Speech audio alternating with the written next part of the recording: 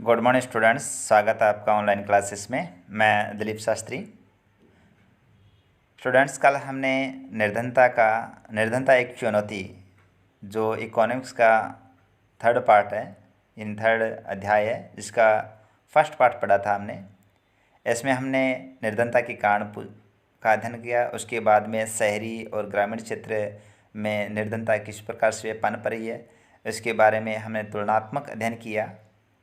इसके साथ साथ में जो निर्धनता का मुख्य मुद्दा होता है, निर्धनता का कारण क्या होता है, उसके बारे में चर्चा की कि उसमें इसके भूमिहीनता, बेरोजगारी, परिवार का आकार, निरक्षरता और स्वास्थ्य, जो खराब स्वास्थ्य, कुपोषण का शिकार होना, बाल श्रम, असहायता, ये सारी की सारी चीज़ें हैं, इसके बारे में अध्ययन किया था।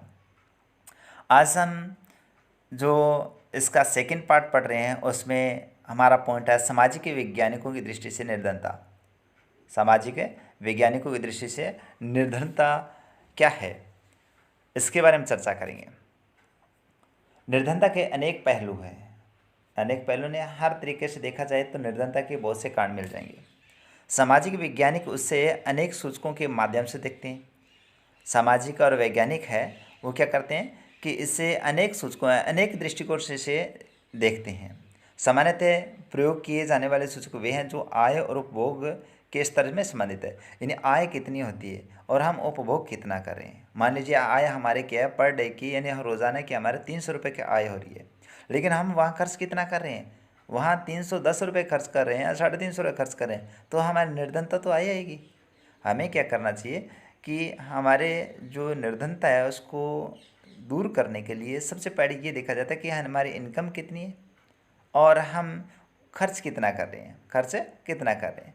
तो खर्च और इनकम दोनों में यदि अंतर नहीं होगा, यानी खर्च कम होगा, इनकम ज़्यादा होगी, तो हमारी निर्धनता वो दूर होती जाएगी धीरे धीरे। लेकिन यहाँ क्या होता है कि आय और उपभोग के स्तर पर संबंधित सबसे पहले निर्णय दिया जाता है कि आय कितनी है और उसका उपभोग किया जा रहा है, कितना किया जा रहा है। लेकिन अब निर्धनता को निरक्षरता स्तर, अब क्या करते हैं कि उसे निरक्षरता का स्तर माना जाता है कि निरक्षर है, इस कारण से वो काम नहीं कर पाता, बेरोजगार है, ठीक है, तकनीकी जो है वो अपना नहीं पाता कार्य विशेष में, जिसके कारण से निर्धनता आ सकती है। कुपोषण के कारण भी है, यानी कुपोषण का शिकार हो जाता है तो वो क्या है, अपने शरीर पर ज़्यादा वो पैसा लगाएगा। पैसा का मतलब रोग से ग्रसित होगा। जब रोग से ग्रसित होगा तो 100% है उसके ज़्यादातर जो मेडिसिन है उसमें उसका पैसा लगेगा। स्वास्थ्य सेवाओं की कमी, और कुछ क्षेत्र में स्वास्थ्य सेवाओं की कमी होती है, जिसके कारण से ये निर्धनता बढ़ती जा रही है। स्वास्थ्य सेवाओं की कमी का मतलब उचित स्वास्थ्य सेवाएं नहीं मिलती। रोजगार के अवसरों की कमी, और कुछ क्षेत्र में क्या रोजगार नहीं मिलता सही तरीके से देखा जाए ना, तो उचित रोजगार होना बहुत ही ज़रूरी है। मान लीजिए कोई व्यक्ति विशेष है और उस व्यक्ति विशेष का में जो उसको पढ़ा लिखा है, तो वो पढ़ा लिखा के शहरी क्षेत्र में जाकर क्या काम कर सकता है, लेकिन उसे उचित रोजगार नहीं मिलेगा तो वो दर दर भटकेगा, दर दर भटकेगा। एक किसान को यदि हम कलम दे दें, एक किसान को कलम दे दें और कहें कि आप बच्चों को पढ़ाएं, तो वो नहीं पढ़ा पाएगा।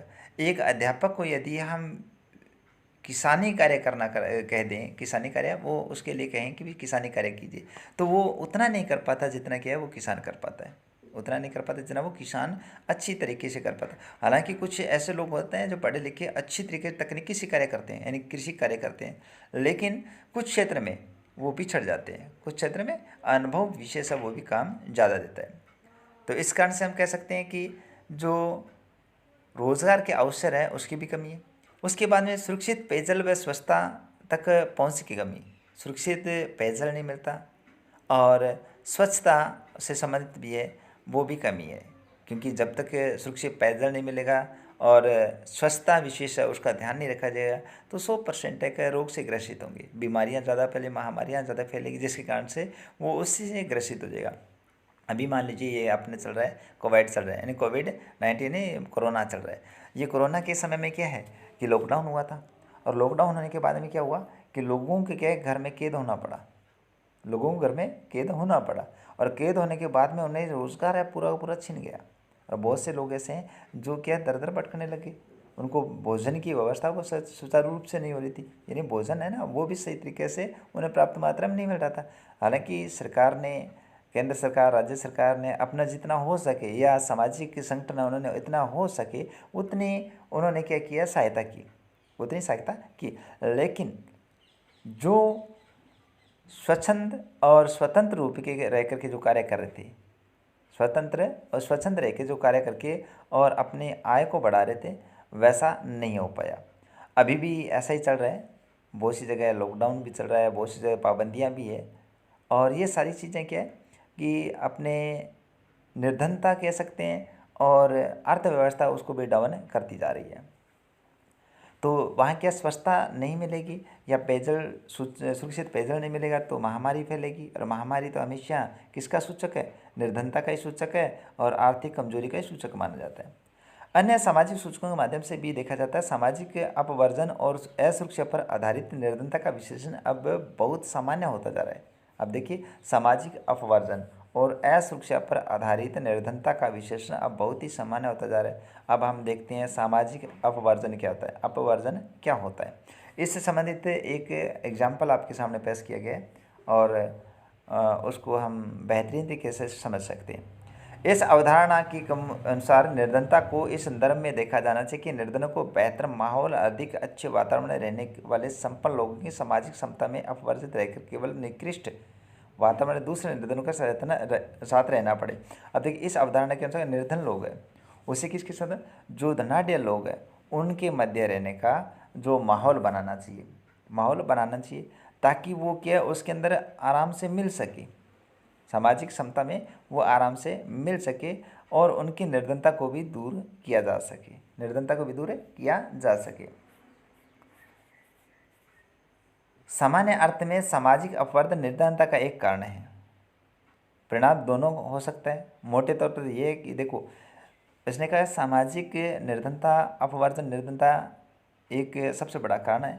मान लेते कुछ तो लोग होते हैं, बड़े लोग हैं, उनके बीच में यदि गरीब लोग रहता है ना, तो वो सोचता है ये इतने धनाढ्य हैं, उनके पास इतना पैसे, तो अपने आप को हीन समझने लग जाता है, अपने आप को हीन समझने लग जाता है कि अपने पास कुछ नहीं है, हम कुछ नहीं कर सकते। और हमारे पास न होने के कारण क्या है कि ईश्वर को या अपने कह सकते हैं किसी न किसी प्रकार को दोषी ठहराता रहता है। लेकिन कुछ क्षेत्र में ऐसा भी होता है कि कुछ लोग होते हैं ना, वो मोटिवेट होते हैं, देख ये कितना वर्क कर रहा है, इतना कमा रहा है, तो क्यों ना हम कुछ ना कुछ तो कमा सकते, उसके 10% तो कमा सकते हैं, मोटिवेट भी होते हैं। तो ये दोनों कारण हो सकते हैं, या कह सकते हैं निराश भी हो सकता है और उससे प्रेरणा भी ले सकता है, दोनों कारण हो सकते हैं। मोटे तौर पर यह एक प्रक्रिया जिसके माध्यम से व्यक्ति या समय उन सुविधाओं, लाभों और अवसर से अपवर्जित रहती हैं, यानी उनसे वो ऐसा लाभ नहीं मिल पाता, ऐसा लाभ नहीं मिल पाता जिनका उपभोग दूसरे उनसे अधिक अच्छे तरीके से करते हैं। देखो, हर चीज़ होती है वो तरीके से होती है, चाहे अध्ययन हो, चाहे कार्य हो, कोई भी हो, कोई तरीके से होता है, अपने तकनीकी से होता है, कोई भी कार्य तकनीकी से होता है। जब तक हम उस चीज़ को सही तरीके से नहीं करेंगे तो हमें लाभ भी नहीं मिलेगा, लाभ कभी नहीं मिलेगा। हम हो सकता है कि नुकसान ज़्यादा कर ले, फ़ायदा कम हो। यदि सही तरीके से काम ना करें तो नुकसान ज़्यादा और फ़ायदा कम हो सकता है। एक मान लेते हैं कि एक पौधा लगाया, एक पौधा लगाया और पौधे में हमने क्या है कि 100 रुपये खर्च कर दिए। हमने ये देखा कि 5 साल या 2 साल के बाद में यह फल देगा, फल देगा। यदि उसको सही तरीके से उसका पालन पोषण किया जाए पौधे को, तो हो सकता है कि वो 2 साल के बाद में हमें क्या अच्छी फसल देने लग जाए, यानी पौधा क्या फल देने लग जाए। और उसी को हम तरीके से काम न करके सिर्फ पानी डाल दिया, ठीक है, उसकी देख रेख नहीं की, तो हो सकता है वो फल के बजाय कुछ भी छाँव भी न दे, फल के बजाय छाँव भी न दे। वो इसका मतलब हो सकता है जल के नष्ट भी हो जाए, वो 100 रुपये नुकसान हो गए। तो वही बात है कि हम यदि 10 रुपये या 100 रुपये लगाते हैं तो उसका हमें डबल फ़ायदा मिलना चाहिए, डबल फ़ायदा दे, उस तरीके से कोई कार्य किया जाए ताकि निर्धनता प्लस में आर्थिक स्थिति हमारी मजबूत हो सके, आर्थिक स्थिति वो मजबूत हो सके। इसका एक विशिष्ट उदाहरण भारत में जाति व्यवस्था की कार्यशैली है। जाति व्यवस्था एक कह सकते हैं कि भारत के अंदर सबसे बड़ी महामारी भी कह सकते हैं, सबसे बड़ी कमी है एक जाति व्यवस्था। आज हर एक समाज को एक जातियों में बांध दिया है और जाति से बंद करके वो लोग क्या करते हैं कि एक दूसरे पे कटाक्ष करते हैं, एक दूसरे पे कटाक्ष करने लगे। और वह कटाक्ष इस तरह से करने लगे कि एक जाति दूसरी जाति की सहायता न करके उसके हमेशा नुकसान पहुंचाने की कोशिश करते हैं। यानी जातियों में बंद कर लोग क्या है, एक कूप मंडूक बन गए हैं। कूप मंडूक मतलब कुएं का मंडक होता है ना, वो कुएं के अंदर बैठा होता है, तो वो जैसी आवाज़ टर टर आवाज़ करता है, वो सोचता है ये सारा कुछ संसार ये कुआं ही है, लेकिन वो बाहर अब उसने कुछ देखा ही नहीं है। लेकिन वो उसी कुएं को ही सारा कुछ से अपना संसार या समुद्र जो भी है सब कुछ वही समझता है कि इससे बड़ा कोई चीज़ हो ही नहीं सकती। ये हमारी सामाजिक जो जातियों का जो बंधन है उसमें ऐसा प्रतीत होता है, जिसमें कुछ जातियों के लोगों को समान अवसर से अपवर्जित रखा जाता है। कुछ जाति के लोग होते हैं जिनसे समान अवसर उसे नहीं मिल पाते, और समान अवसर नहीं मिलने के कारण से वो क्या अपने आप को हीन समझने लग जाते हैं। हीन समझने लग जाते हैं। बहुत से लोग होते हैं जो उसे प्रताड़ित करते हैं, तो इस कारण से वो रास्ता भी कुछ अलग चुन लेते हैं, यानी बुरा रास्ता चुन लेते हैं। और बुरा जब रास्ता चुनते हैं तो वो समाज का ही नुकसान करते हैं, देश का नुकसान करते हैं, सामाजिक सरकारी वस्तु विशेष है उसका नुकसान करते हैं, अपने मानव इंसानियत का नुकसान करते हैं। जब रास्ता दूसरा अपना लेते हैं तो वो ऐसा ही होता है। अब ये जम्मू कश्मीर की बात करते हैं तो जम्मू कश्मीर क्या है, बहुत से लोग हैं, सब बहुत से गरीब लोग हैं, उनको बहुत से लोगों को पहले प्रताड़ित भी हो सकता है कि किसी न किसी प्रकार से प्रताड़ित किया जाता है, जिसके कारण से वो आतंकवादी की श्रेणी में आ गए, और कुछ ऐसे लालच करने लगे, यानी उनको प्रलोभन देने लगे। तो वो क्या है कि आतंकवाद जो क्षेत्र है उस क्षेत्र का आतंकवाद बहुत ज़्यादा फैला दिया था, और आम जन को इसका नुकसान हुआ था। आम जन को उसका नुकसान हुआ। कारण क्या था कि वही था कि वो एक भारत का पार्ट होकर भी नहीं था, लेकिन अब क्या 370 धारा उठने के बाद में उसमें विकास भी कार्य होंगे, सब कुछ होगा, लेकिन धीरे धीरे होगा, धीरे धीरे होगा। निर्धनता है वो धीरे धीरे खत्म होगी।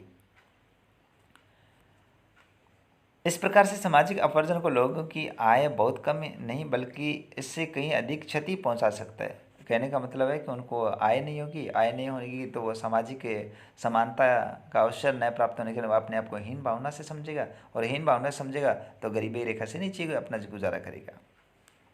दूसरा है असुरक्षा। निर्धनता के प्रति असुरक्षा एक माप है।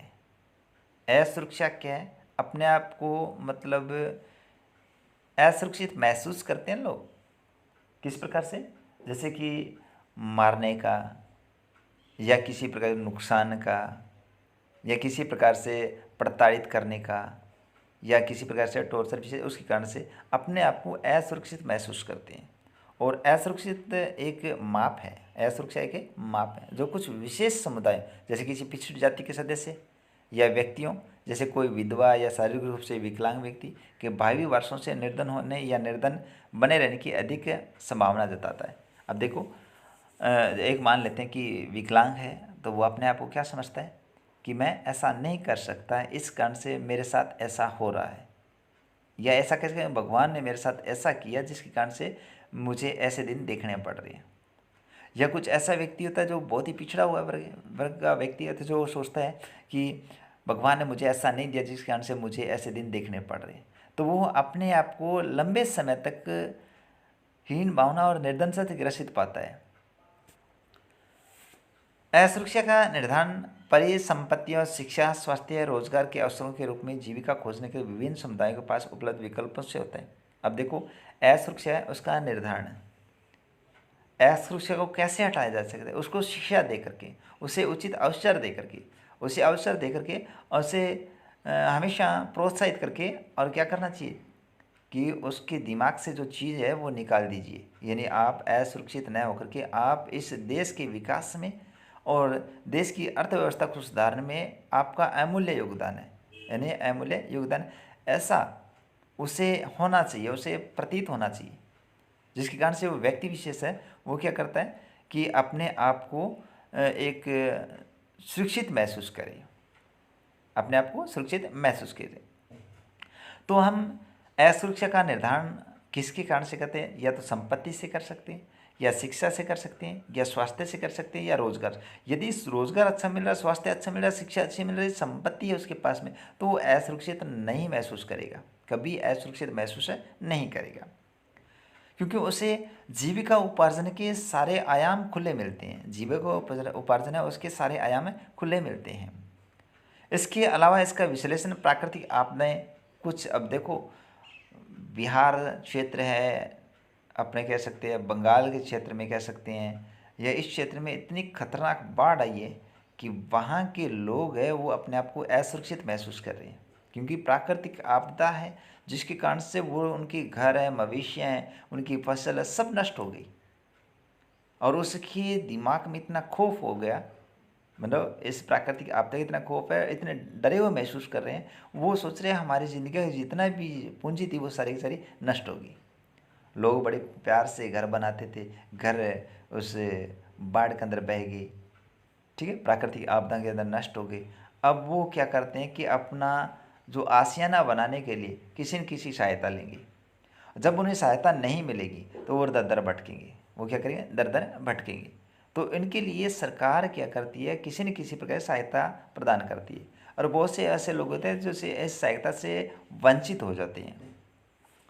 तो प्राकृतिक आपदा, आतंकवाद मामलों में इन समूह के समक्ष विद्यमान बड़े जोखिम के आधार पर किया जाता है। अब देखिए, आतंकवाद की अपने चर्चा की थी, तो आतंकवाद ऐसा है जो हमेशा आतंक फैलाता है, लोगों में दहशत फैलाता है, और बहुत से लोग इस दहशत में अपने जो कहते हैं कि अकाल उनकी मृत्यु की ग्रसित हो जाती हैं।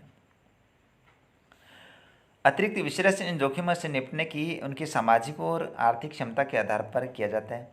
विश्व के अतिरिक्त विश्लेषण करें जोखिम से निपटने के लिए, तो सबसे पहले का सामाजिक और आर्थिक क्षमता। सामाजिक उसकी पैठ क्या है, उसकी आर्थिक स्थिति कैसी है, उसके आधार पर उसका क्या क्या है विश्लेषण किया जाता है। वास्तव में जब सभी लोगों के लिए बुरा समय आता है, चाहे कोई भी हो, बाढ़ हो या भूकंप हो, नौकरी की उपलब्धता की कमी हो, दूसरे लोगों की तुलना में अधिक प्रभावित होने की संभावना का निरूपण ही असुरक्षा है। देखिए, असुरक्षा वही है जो प्राकृतिक आपदा से है, आतंकवाद से है, सामाजिक से है, या फिर बेरोजगारी से है, किसी न किसी प्रकार की, वो असुरक्षा ही कहलाएगी, वो असुरक्षा कहलाएगी। अब है निर्धनता रेखा। निर्धनता रेखा क्या? निर्धनता रेखा क्या? निर्धनता पर चर्चा के केंद्र में सामान्यतः निर्धनता रेखा अवधारणा होती है, ये निर्धारित की जाती है। ठीक है, अवधारणा यानी सोची समझी, या अपने कह सकते हैं एक हमारी सोच है। निर्धनता के आकलन में एक सर्वमान्य सामान्य विधि आय अथवा उपभोग स्तरों पर आधारित है। निर्धनता का आकलन किया जाए तो वो किसे सामान्य रूप से क्या है? एक सामान्य विधि अथवा उपभोग स्तरों पर आधारित है। आय कितनी है, उपभोग क्या है, इन पर आधारित की जाती है। किसी व्यक्ति को निर्धन माना जाता है, किस व्यक्ति को निर्धन माना जाता है? यदि उसकी आय और उपभोग स्तर ऐसे न्यूनतम स्तर के नीचे गिर जाए, मूल आवश्यकताओं के एक दिए हुए समूह को संपूर्ण करने के लिए आवश्यक है। देखिए, निर्धन व्यक्ति कब माना जाता है? जब उसकी आय या उपभोग स्तर किस ऐसे सामान्य स्तर के नीचे गिर जाए, आय व उपभोग सामान्य स्तर है उससे भी नीचे गिर जाए, जिन्हें उन्हें रोटी, कपड़ा और मकान की आवश्यकता है, वही उपलब्ध न हो, वही उपलब्ध न हो, तो वो क्या है? निर्धनता रेखा है, उससे भी नीचे गिर गया। मूल आवश्यकता को पूर्ण होना जरूरी है, यानी मूल आवश्यकताएं उनकी पूर्ण है या नहीं है। यदि उनमें कमियां हैं, यानी वो उपलब्ध नहीं हो रही, तो वो गरीबी रेखा से नीचे जीवन यापन कर रहा है। मूल आवश्यकताओं को पूर्ण करने के लिए आवश्यक वस्तु विभिन्न कालों में विभिन्न देशों से भिन्न है, अतः अलग अलग देशों की अलग अलग स्थिति है। काल एवं स्थान के अनुसार निर्धनता रेखा भिन्न हो सकती है, समय और स्थान के अनुसार निर्धनता रेखा वो भिन्न हो सकती है। कैसे? एक ग्रामीण क्षेत्र में और शहरी क्षेत्र में दोनों में भिन्नता पाई जाती है, दोनों में भिन्नता पाई जाती है। ग्रामीण क्षेत्र में कैसे निर्धनता रेखा है और शहरी क्षेत्र में कैसे निर्धनता रेखा है, इन दोनों में भिन्नता पाई जाती है। प्रत्येक देश एक काल्पनिक रेखा का उपयोग करते हैं। हर एक देश की निर्धनता का क्षेत्र वो अलग अलग है। हर एक देश क्या करते हैं? निर्धनता रेखा वो अपने मापदंड के अनुसार करता है, काल्पनिक रेखा करता है, जिसे विकास व उसके स्वीकृत न्यूनतम सामाजिक मानदंडों के वर्तमान स्तर के अनुरूप माना जाता है। देखो, विकास और स्वीकृत वो दोनों क्या है? न्यूनतम सामाजिक मानदंड है, उसके अनुसार माना जाता है। उदाहरण के लिए अमेरिका उस आदमी को निर्धन मानता है जिसके पास में कार नहीं है। देखिए, अमेरिका किसको निर्धन मानता है? जिसके पास में कार नहीं है। और भारत के पास किसी व्यक्ति विशेष के पास में कार है तो निर्धन नहीं है, उच्च श्रेणी का माना जाता है। देखिए, भारत में अब भी कार रखना विलासिता मानी जाती है, ऐशो आराम की जिंदगी माने। मतलब वहाँ के लोगों में और यहाँ लोगों में कितना फ़र्क है, कितना फ़र्क है।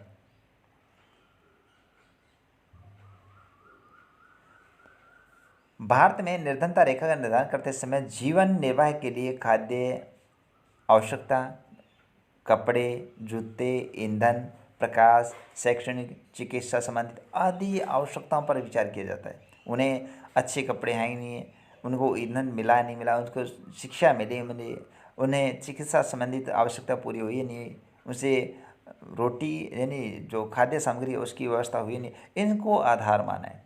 इन भौतिक मात्रा को रुपए में उसकी कीमतों से गुणा कर दिया जाता है और निर्धनता रेखा का आंकलन करते समय खाद्य आवश्यकता के लिए वर्तमान सूत्र वांछित कैलोरी आवश्यकता पर, यानी कितनी कैलोरी इस व्यक्ति को आवश्यकता है उतनी कैलोरी उसे मिल रही है या नहीं मिल रही। खाद्य वस्तु जैसे अनाज, दालें, सब्जी, दूध, तेल, चीनी आदि मिलाकर इन आवश्यकताओं को कैलोरी में मापा जाता है और उसको भी किसके रूप में, आयु, लिंग और काम की प्रकृति के आधार पर कैलोरी की आवश्यकता पड़ती है। कितनी आयु है और पुरुष है या महिला है, बच्चा है या बुजुर्ग है, काम कितना करता है, इसके आधार पर उसे मापा जाता है। भारत में स्वीकृत कैलोरी आवश्यकता ग्रामीण क्षेत्र में 2400 कैलोरी प्रति व्यक्ति प्रतिदिन, नगरीय क्षेत्र में 2100 कैलोरी प्रति व्यक्ति प्रतिदिन की आवश्यकता होती है, क्योंकि ग्रामीण क्षेत्र में रहने वाले शारीरिक रूप से ज़्यादा काम करते हैं, अतः ग्रामीण क्षेत्र में कैलोरी की आवश्यकता ज़्यादा पड़ती है। और अनाज के रूप में कैलोरी की आवश्यकता खरीदने के लिए प्रति व्यक्ति मौद्रिक की व्यवस्था को भी मापा जाता है और ध्यान में रखते हुए समय समय पर संशोधित भी किया जाता है। और हम कह सकते हैं इस परिकल्पना के आधार पर 2011-12 में किसी व्यक्ति के लिए निर्धनता रेखा का निर्धारण ग्रामीण क्षेत्र में 816 रुपये प्रति माह और शहरी क्षेत्र में 1000 रुपये प्रति माह किया गया था। यानी उनका भी निर्धारण अलग अलग क्षेत्रों में अलग अलग प्रकार से किया गया था।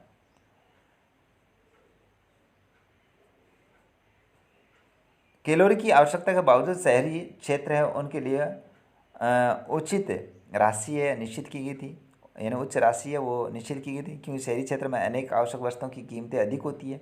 उसी प्रकार 2011-12 में जो 5 सदस्यों का परिवार निर्धनता रेखा के नीचे होगा यदि उसकी आय लगभग 4880 रुपये हो प्रति माह हो तो। इसी प्रकार परिवार को क्षेत्र में मूल आवश्यकताओं को पूरा करने के लिए कम से कम 5000 रुपये की आवश्यकता होती है। निर्धनता रेखा आंकलन समय समय पर हर 5 वर्ष पर प्रतिवर्ष सर्वेक्षण के दरमियान सर्वे करके उसके बाद में होता है। राष्ट्रीय प्रतिदर्श सर्वेक्षण संगठन द्वारा उसे मापा जाता है और अंतर्राष्ट्रीय संगठन है उसके आधार पर उसको निर्धारित किया जाता है। और ये जैसे कि $1 प्रति व्यक्ति प्रतिदिन समतुल्य न्यूनतम उपलब्धता के आधार पर किया जाता है। तो